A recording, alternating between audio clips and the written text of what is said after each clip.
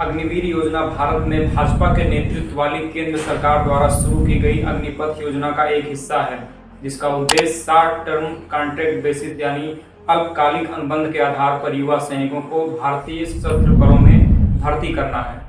भारतीय सशस्त्र बलों में सैनिकों की भर्ती के लिए 16 जून 2022 को अग्निपथ योजना की घोषणा की गई थी, जिसे सितंबर 2022 में पूरे देश में लागू कर दिया जाता है। इस योजना के तहत सेना में शामिल होने वाले जवानों को अग्निवीर नाम दिया गया। इसमें सैनिकों को एक शॉर्ट सर्विस कमीशन के तहत भर्ती किया जाता है, जिसमें भर्ती होने वाले जवानों का सेवा काल कुछ ही सालों का होता है। इस तरह से इस योजना के तहत सैनिकों को अल्पकालिक अनुबंध के आधार पर काम पर रखा जाएगा। कुल भर्ती संख्या में मात्र 25% ही नौकरी पर बने रहेंगे। भर्ती में 17.5 से 21 वर्ष की आयु के लोगों को शामिल किया जाएगा, जिन्हें 30,000 से लेकर 40,000 रुपए के बीच वेतन मिलेगा। सरकार ने इस योजना की घोषणा करके दावा किया कि उसने ऐसा करके सैनिकों की भर्ती में ऐतिहासिक सुधार किया है। सरकार का तर्क था कि इससे लागत में कमी आएगी। सरकार ने इसके पीछे का उद्देश्य वेतन और पेंशन की लागत में कटौती करके अत्याधुनिक तकनीकी में निवेश करना लक्ष्य बताया था।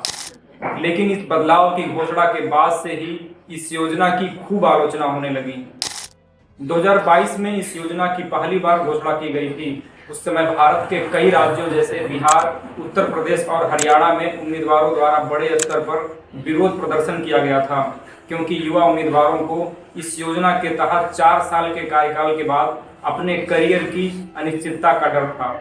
अग्निवीर को लेकर कई और वजहें हैं जो भारतीय युवाओं की चिंताएं बढ़ाती हैं।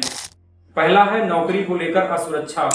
योजना को लेकर चिंता जाहिर करने वाले युवाओं के सामने चुनौती यह है कि अग्निवीर योजना 4 साल के कार्यकाल के लिए सैनिकों की भर्ती करती है, जिसके बाद केवल कुछ ही लोग नौकरी में बरकरार रखे जाएंगे। यह उन तमाम लोगों के लिए भविष्य के कैरियर के बारे में अनिश्चितता पैदा करता है जिन्हें नौकरी में बरकरार नहीं रखा जाएगा। दूसरी चुनौती है सेवा के बाद सीमित अवसर। देश में बेरोजगारी की हालत को देखते हुए अपना कार्यकाल पूरा करने वाले जवानों के लिए उपयुक्त नौकरी के अवसरों की उपलब्धता के बारे में चिंताएं बनी रहेंगी। तीसरी चुनौती है प्रशिक्षण और अनुभव। योजना पर आलोचकों का तर्क है कि प्रभावी सैन्य अभियानों के लिए आवश्यक विशेष कौशल और अनुभव विकसित करने के लिए 4 साल का कार्यकाल पर्याप्त नहीं हो सकता है, जो संभावित रूप से सेना में ऑपरेशनल तेजी को प्रभावित करता है, क्योंकि जल्दीबाजी में प्रशिक्षण और कम सेवा अवधि के कारण सशस्त्र बलों की गुणवत्ता और प्रभावशीलता पर असर पड़ सकता है। चौथी चुनौती है संयोजन और मनोबल।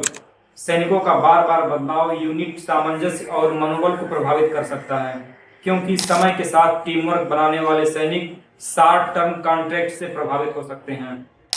इसके अलावा अग्निवीर पेंशन लाभ के लिए पात्र नहीं होंगे।